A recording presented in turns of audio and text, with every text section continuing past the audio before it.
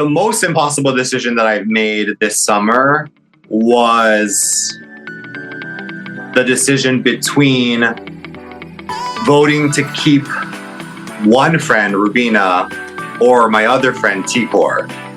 We're also my closest allies in this house in Janky World. That was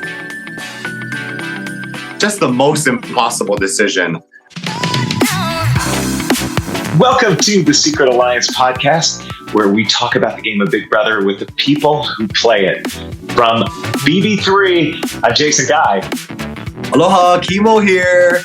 Kimo Apaka is a 36-year-old mattress salesperson from Hawaii. Kimo proudly showcased his LGBTQ plus identity on Big Brother 26, bringing his authentic self and vibrant culture to the forefront of the game.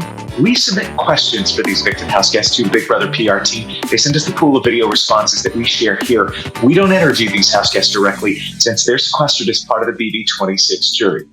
Okay, let's just dive in. We'll start with something that was loved and also created a little bit of controversy. Kimo's singing. And I think we all have to agree he does have a good voice. Maybe you only saw it on the show. If you watch the feed, he sang a lot. So one of the questions here is, when are you getting into the studio? When are you going to start recording, Kimo? Oh, that's so sweet. Me getting into a studio and recording my album has been something I've actually always wanted to do. I grew up very musical. I come from a very musical family, very, very artsy my whole life. And I've written songs since I can remember. So I would love to get into a studio and do all the things. So, maybe look out for that from me in the future at some point. But that's so sweet. Thank you. I don't know if Big Brother liked me singing so often, but it kept me sane in the house, that's for sure. Coming into this house, I told myself a bunch of things because I'm a fan of this show. I don't want to do this, be careful of this, make sure you do this. But playing this game, especially this summer with so many twists and turns, it was impossible to stick to the things I thought I would stick to coming into the house. One of the things that I wish I never put out into the universe and set a trend for was me being on the block as a quote unquote pawn, because I, of all people, know pawns go home in this game. And it's happened this summer. It's happened hundreds of times in Big Brother history. And I do feel like as soon as you accept going on the block and you don't advocate better, you don't fight more, especially early on, that could lead to what happened to me, which was being on the block for half of the summer, which I do not like for myself. So I probably would have adjusted that. There's other things that, I'm sure if I were to focus on, I would probably have adjusted to, but that's mainly what's been the crux of my game this summer. But I am proud of myself for persevering regardless of that situation. Of the remaining house guests, who I think have played the strongest game so far, I think Chelsea has played a really strong game the whole season. I also think Mackenzie has played a very strong game this season, especially considering her story in the house. Those two in particular have stacked resumes and very good social games. But I also think that Cam has done the best game for himself. I think Rubina has done the best game for herself. I don't think there's anyone that's played the least best game this summer, because Big Brother looks like a lot of things, and your game doesn't have to be a carbon copy of other people's games who have found success at the end.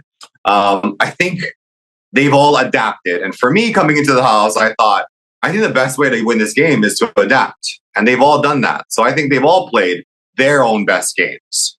Rubina and I had conversations before me walking out of the house in terms of maybe what her game could look like moving forward. But one thing about Rubina that I'm sure of is that she will always make the best decision for herself. And she's gotten through this game, making all of her own decisions. Sure, week 4, T Core and I assisted in, helping her game to continue on. But the reason why we fought so hard to keep her was because she was playing her game in a very specific way that made T Core and I believe in her and wanted to stick our necks out for her. So I don't think she needs any help from me. And I wish her all of the best. I think, that would be such a triumphant win if she could pull it out in the end. So crossing my fingers and wishing her all the best things. The move that unfortunately resulted in Cedric going home in week 4, because, T Core and I wanted to save Rubina so badly that we flipped everything. I don't think that necessarily had too many negative results on my game. I mean, sure, it was a very scary time because that was a majority alliance, and T Core and I, were very uncertain of what was to come. So the fact that we stayed in the game so long after that was pretty incredible. The fact that I made Final 5, with that in the history of this summer is incredible. I probably could have communicated better throughout that entire decision. But, like I said, it was a scary time. And I was, so fired up to save my friend that whatever happened ended up happening. But I came in the house not wanting to have any regrets. I don't have any regrets. Things happen just as they should, in their own timing and as it should. And that's what I believe. We're learning a lot about the state of the house when Kimo left it. Now to a question from us here at the Secret Alliance. What stands out to you, Kimo, as a difficult decision you had to make in this game, and why? Difficult decision.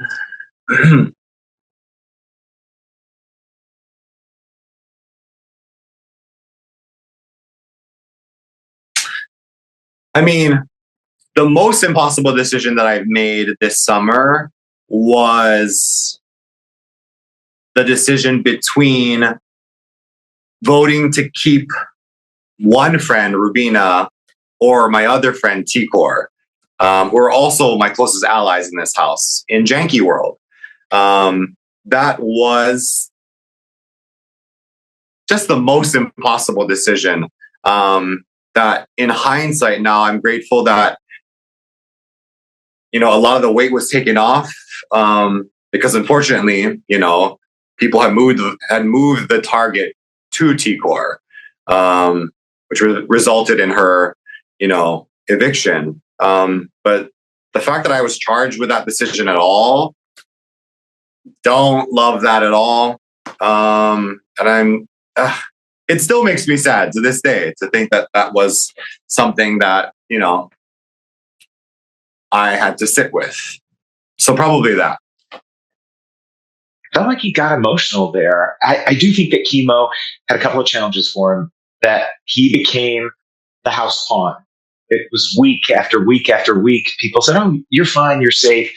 You just sit there as a pawn." And as we know, watching Big Brother, the pawns go home. I mean, eventually. And that's what happened to Kimo. His luck ran out. We loved his singing, or maybe it didn't so much. I did. He does have a great voice. His most difficult decision, I thought, as he shared about having to choose between Rubina and T Core, really felt like we got to see some of the emotion. It's still raw, even though some time has passed. And it feels like a whole lot of time in Big Brother world. Overall, I think the thing here is Kimo seems to be, at this point, pleased with his gameplay. He says he's not going to regret anything, and then he feels that this is sort of how it was supposed to happen.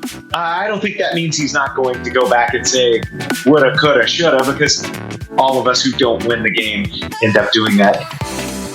We appreciate you checking out the Secret Alliance podcast. Make sure you tell someone who loves Big Brother all about us. Please subscribe to this channel. Like this video, watch some more from the season, and leave us your comments. Thanks.